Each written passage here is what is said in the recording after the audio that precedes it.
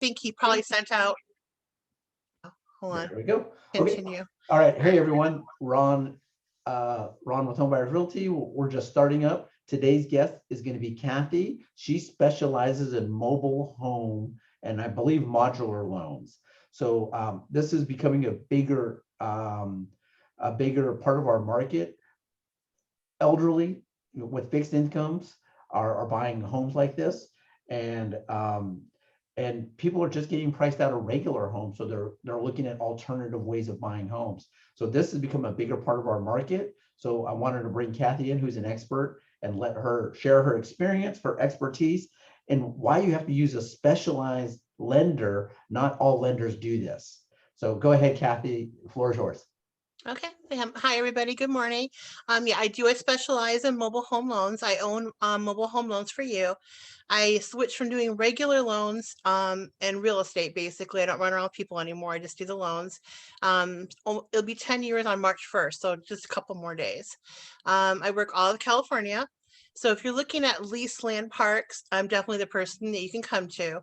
A lot of lenders, they are looking for, if it's a mobile or manufacturer, they're looking for it to be on land, permanent foundation. If it's in a park, FHA approved. I don't need any of that. I don't need a permanent foundation. So what I can do for you is I can do lease land parks where you pay a space rent. I can do the parks that are in an HOA where you pay a small HOA fee and you own the land. And then I can do private land as well when it's not in a park. So the private land ones that I do most of are going to be called pre-HUDs. Pre-HUDs are basically 1960 manufactured all the way to May of 1976. That's the exact date. We tell everybody 1977 newer, it's just kind of easier to remember. But there's going to be a few months in 76 that it might be possible to get your client a better rate because it's considered a HUD home. Now, when they started doing this, June of 76, it was just basically making sure that all the mobile home builders were using the same building standards. That's all that is basically. It's not to say they weren't built well in the past, but now we are giving regulations like regular housing and how to build something to make sure it's safe.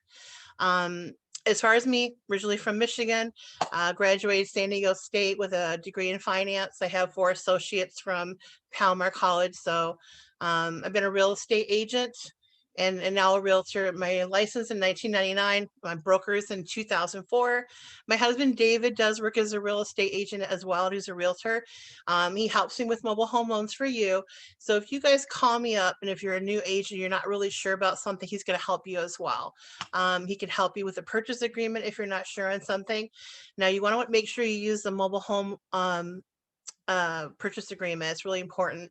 The main difference on when you're going to do a mobile home contract versus a regular house is going to be the lender has to have the following on there: the year of the home, the make of the home, the length and width. We don't look at square foot, we look at length and width, like 24 by 48, etc. That's going to be like a regular double wide.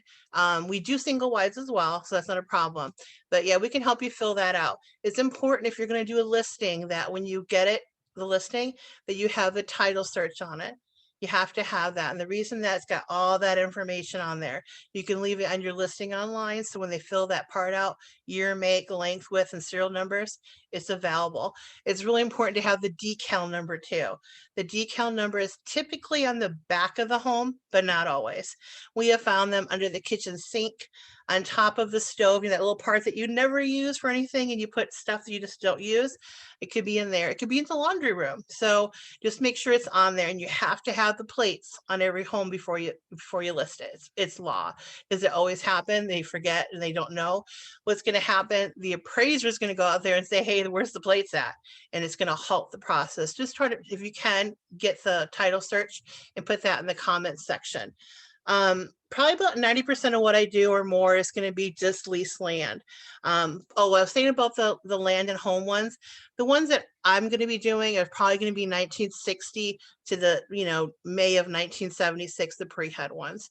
The ones that nobody else can do because they want a permanent foundation, they want a newer home, I'll be able to do those for you. Down payment programs. They can start as low as 5% down. So it's really good. And they let you wrap most of the closing costs into the loan. So for example, a 21st mortgage, their costs are going to be the lender fee, the processing fee. Then we have escrow fees, the title search, and then we have the flood cert. The flood cert is basically making sure the home's not in a flood zone. If it is, it's okay, but you need to have flood insurance done in addition to the fire insurance. 5% down are for people that usually have a 620 up credit score. They don't have any recent lates in the last 12 months, no bankruptcies and foreclosures in the last 5 years. Most likely you'll be able to get 5% down with almost all the closing costs financed. The three you cannot finance are going to be the appraisal with lease land it's 450, for land and home it's 600. And then the first year's taxes and insurance. Now for these loans, there's always going to be impounds. There's just no choice. They won't say like, hey, would you like them? It's just no choice in the matter. The payment to the lender is going to be principal, interest, taxes, insurance. And then you pay the space rent to the park or the HOA to the park. We also do refinances as well. I do a lot of refinances with clients that I already placed in certain loans where their credit scores weren't all that high, but they worked on their credit and they got it over 700. So I moved them somewhere else.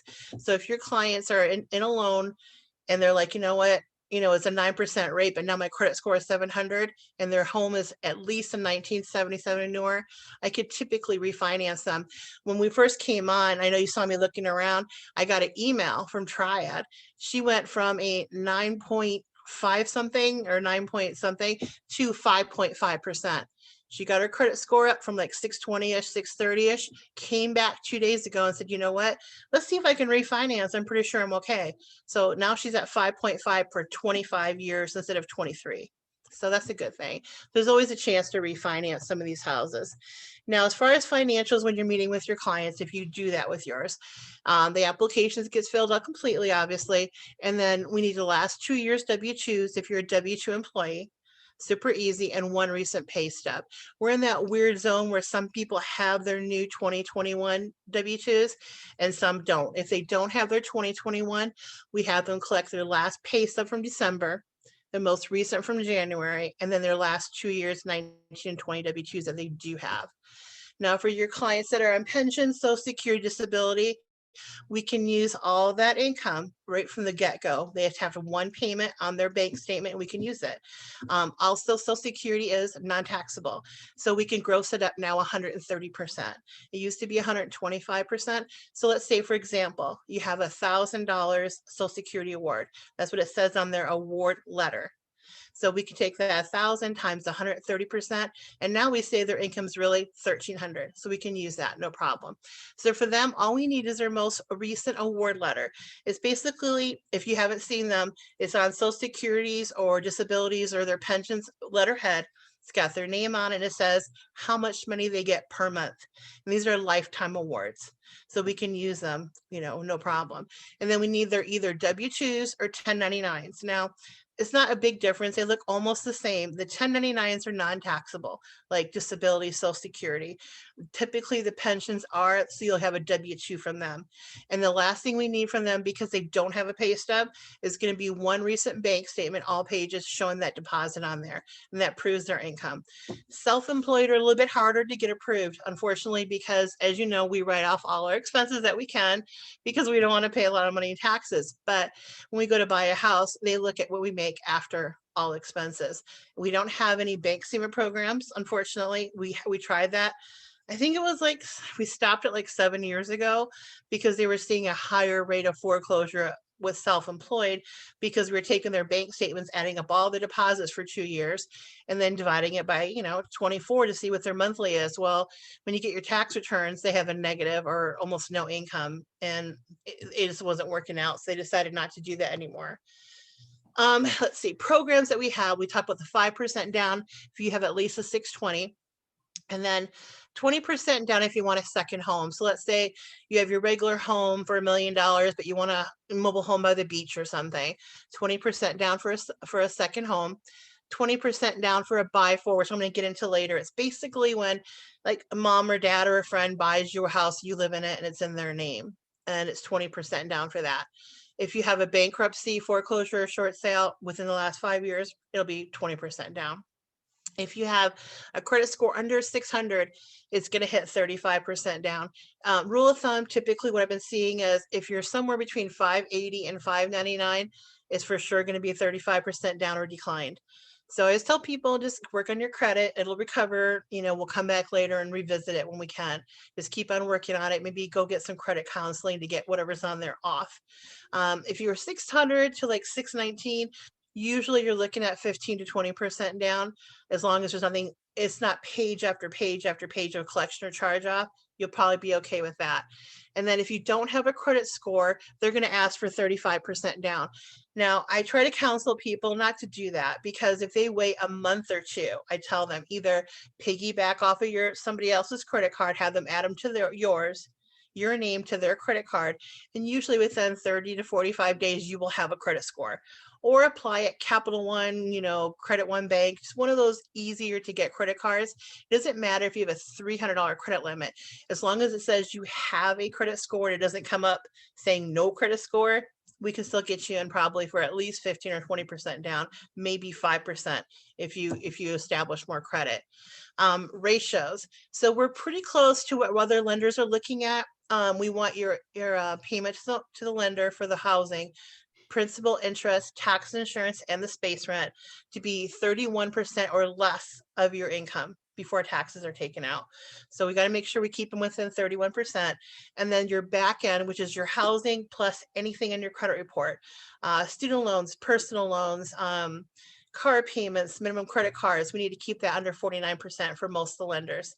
21st mortgage, though, they will let you go up to 59%.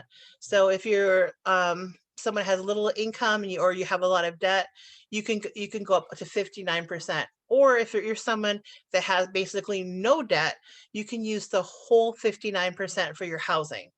So there's options there if you want to do that. Because if it was me and I was elderly and I didn't have any bills, I would spend my money on my housing. So that's an option for our seniors or people that don't make as much money, as maybe they want to. And we are looking for at least a 3-year work history. It doesn't matter if you're actually at work the whole 3 years. We want to see what you were doing. For example, if you're a student, we'll need a letter or a transcript showing you were at school. It's why you weren't working for 1.5 years. If you were a mother that took off time for, maternity leave, that's not a problem either. All we have to have is a letter describing the exact dates that you were out, when you took off and when you came back. And to use the income after back from a maternity leave or a sick leave or any reason that you were out, we just need one full pay stub. That's it. And a letter explanation about why you were out and what time you were out. As far as the down payment comes, it can come from savings, your 401k, or a gift from a family or friend. None of these have to be seasoned. So if someone gives you a gift, as long as it's in your bank account, so I can see that you have it liquid before I order loan docs, that's all we need. We don't have to season it for 3 months. Let's see what else we're looking at. Child support and alimony, that can definitely be used too. It's something I'm going to question your clients about. If I see a woman's applying and it says she's unmarried, but then she's got 4 dependents, my first question to her when she doesn't mention child support is, oh, okay, I see you have some children there. Do you by any chance get court-ordered child support? And if she says yes, I'm like, great. So I see your kids are all under, you're like 14, 13, 12, which meets the rule, because the rule for it's got to be court-ordered and court-stamped. And the other rule is it's got to last at least 3 years for child support and alimony. And as long as we have those 2 variables and we can show in her checking account that she's getting the money, then we're good to go. We can use that as income. These are just some tips for you guys that I kind of typed up. It just kind of helps people that are newer with getting listings. You just want to make sure, like I said earlier, get that title search from the seller, because it's got all the information you're going to need to give the other agents to properly write the purchase agreement. The year and make of the home, the length and width, and the serial numbers. And the decal is what escrow is going to use to pull up the title search that we need her to pull. And she gets that from HCD Title. Okay, make sure that you know the space rent. I can't tell you how many times, unfortunately, this mistake has been made. You're talking to your seller and your seller says, hey, my space rent's only $500. your seller's been there for 20 years. The current space rent really is $1,500. So when I'm approving them and you're telling me the space rent's only $500 and the park approval comes back $1,500, your client might be out of ratios. So it's best just to call up the park manager and say, hi, I'm the new, oh, and you have to do this anyway. When you get a listing, you call the park manager, you introduce yourself as the agent representing space number 60 and the names of your clients. Make sure they know that you're putting it on sale. They're probably going to have you come to the office, fill out paperwork. It's pretty easy, like a 5-minute deal, stating how much you're putting it up for sale, for your name, how to get a hold of you, your email address, so they can get a hold of you if something happens. And be careful parking at these parks. They will tow you. If you're in any position that you shouldn't be in at someone's driveway, outside the house, they will come and tell you. It's happened to David before, unfortunately. Hey, So Kathy, get a visitor pass. couple quick questions, Kathy. Sure. What happens if the decal is lost? They can't find it. You got to find it. I mean, it's got to be around somewhere. Escrow companies are pretty good at figuring it out if they can find other past purchase agreements. I can too. And the decal will also be in the last appraisal that was done on it. They will put that on there. So besides a title search, you should be able to find it. I've seen it like completely like you can't read it. You have to go down to HCD. You know what I have people do? They paint over these things too, which I never could understand. They paint over them and everything else. See if you can get some paint remover off of there and then take a picture of it as close as possible and see if you can see the grooves of it once you removed it and then blow it up. But I've never had a sale go through where they could never find it. It might take a while either to find it or go down to HCD, give them the address, give them all the information that you have. I always tell them, you know, what was escrow company that you went through when you first bought the house? And if they can tell me what it is, well, we could call over there and get the purchase agreement. Or who was your agent? Because to sell the house, when they bought it, they wrote a purchase agreement and they signed it. So their agent should have that on file too. So And hopefully. MLS is starting to put decals on there now, right? I think there's a section now, but if anything, I always tell people in the comments section on the MLS, you want to put all that information we need, you know, year, make, length, width, and all that, and the decal. And of course, you know, my name, Mobile Home Loans for You, my 800 number, so they get a hold of me. But I think they need to figure out better ways on the MLS to put in a mobile home transaction. Depends on your. And they're better. what is Some the- areas are better than our San Diego, though. They Yes. actually have it set up for a mobile home. Yeah. What is the time frame from the time that they get into contract, the time they close? What are you finding today? Okay, so this is what I tell everybody. To get an approval, it takes usually 1 to 2 business days. Now, it used to take 3 to 4. Now, if you're self-employed, 2 to 3 days. So let's say you get approved, you guys do all your negotiating, you send me a purchase of contract. I tell everybody 30 to 40 days in a perfect situation. So plan on 40 to 45. And if we close earlier, then we're all heroes, because when we tell people that, the other thing is I try to tell agents, stop telling people it's okay to get a moving truck. We never know the exact date, because for ours, for example, let's say we get through everything, the appraisal, home inspection, they send back their loan packet. We have everything clear. We have all the VOEs. Then our next step is to get loan docs. I've gotten loan docs in 2 days and I've had them take a week to get them to me. This is something I can't control. So once they get the loan docs into escrow is going to call your client and say, hey, come on in and sign loan docs, or they're going to arrange for a mobile notary. Either one is fine.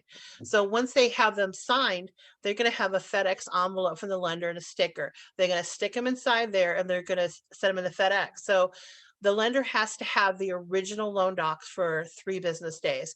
So if you sign them on Monday and they go out in time to hit the FedEx, the lender will have them Tuesday morning. So Tuesday, Wednesday, Thursday, we can close Thursday. So it's kind of a little bit different, and we don't have CDs because we don't have real property for the most part.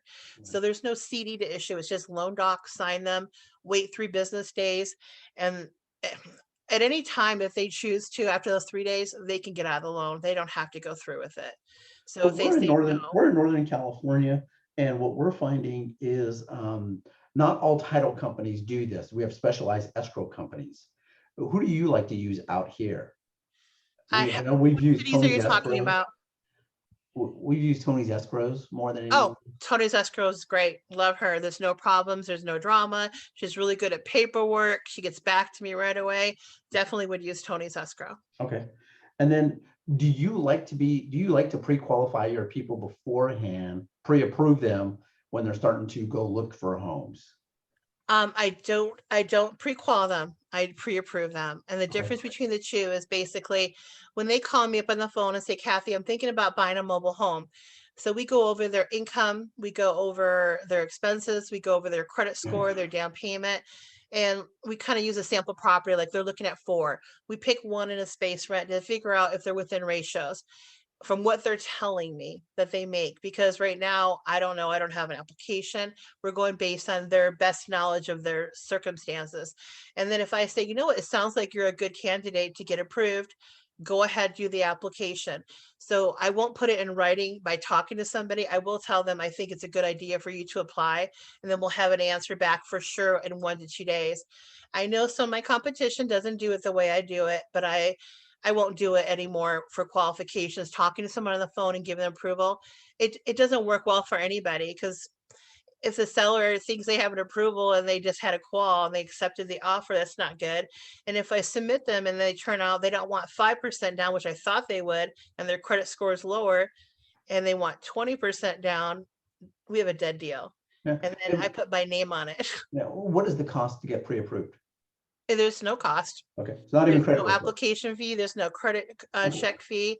It's just their time filling the application out, which probably takes 10 minutes, and then supplying the pay stub and 2 years W-2s, no tax returns. So they don't have to do a whole lot to get pre-approved, and it doesn't cost them anything. And do you have this all online that they're just uploading, or they email? No, everything is going to be an email. I have a welcome email and application I send to them, and it has a lot of information on there. I think I sent it to you guys too, and you can forward that to anybody you're working with, either an agent or a buyer or a seller or whatever. Because we have sellers that move from one mobile home to another mobile home. I've seen them just want a bigger one. Like, I don't want a double wide, I want a triple wide. So Perfect. Awesome. Those were all the questions I have. Anybody else have questions? Hey, good morning, everyone. Morning, Kathy. It's Ben Adrian. We've done work quite a bit back and forth. Hey, Ben. See you here. So yeah, we've been back and forth. So Kathy's amazing, guys. So I'm so glad she's on the call today. So a couple things I do that help, because I've done like 35 homes in the last 24 months on mobile homes, is when I list these, and now because of a lot of out of area agents, I use the disclosure or IQ, whatever heck it is for disclosures. I put, because I usually get this certificate of title. And so it's got everything I need on there, right? I will upload that in the docs, so it's on there, or part of my disclosure, so they can see that.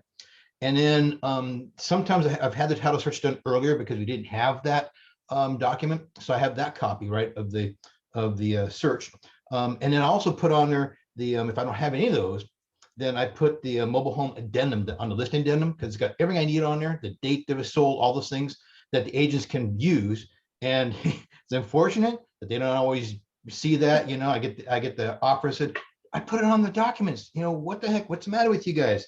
But it's a little different animal. I think a lot of agents they have never done this before, and now with this crazy market, people can't afford homes. So I'm seeing a lot of young buyers are getting into my all ages parks, and a lot of seniors. They just, for whatever reason, these space fees are kind of crazy, $600, $700, $800 a month. Going to the Bay Area, they're $1,000, like in Antioch and whatever. But they just, for some reason, they are attracted to us. So I've got 2 in a mobile home park in a senior park in Modesto. I just got a call yesterday, rushed out there. There's an agent living out there. He's got a single wide. He's got his house listed and the neighbor next door, which is single wide listed, right? He's had twice in contract. Twice. One was a 45-day close, one was a 60-day close. Both, he waited until about 40 days on both of those to get him approved by the park. They all fell apart. She is livid. And his own one he's selling, he waited until the buyer was almost ready to close, then went to the park thinking, oh, no big deal. And they said no. So now she was livid. So she literally fired him on the spot, called me because she saw my sign. I sold the house next door to her, actually. And I ran up there last night, and it was showing temper off the market. I said I can't do it till he's out there, and he had his lockbox still on there. So anyway, the long story short is I usually upload those docs so that people can see it, make it easier for them. And I always tell them, if you have any questions, call me before you submit it. Make sure they have all the information on there. You're right, as far as pre-approvals, I'm seeing most of them. Of course I refer you all the time. I'm seeing a lot of 21st first mortgage coming through, and they're pretty good on those too. Here's the thing though, you're local here with us as far as California time, right? These guys are in Tennessee, so they're 3 hours ahead. So I've actually got a couple people that they closed with me with this one guy named Grant. So I tell people, you know, if they're having issues and can't get qualified, or in your case here, I had one that came back and said it wasn't my buyer. It was another buyer that it was too high for the down payment. They went to 21st mortgage. They had the same rate, so they didn't really change much, you know. But anyway, but no, great information, Kathy. She's amazing. She always helps you with what you got to do. Always takes my calls and texts. She's really good on getting back. So no, thanks, Kathy, being on the call. This is amazing. Thank you're you, very Kathy. welcome.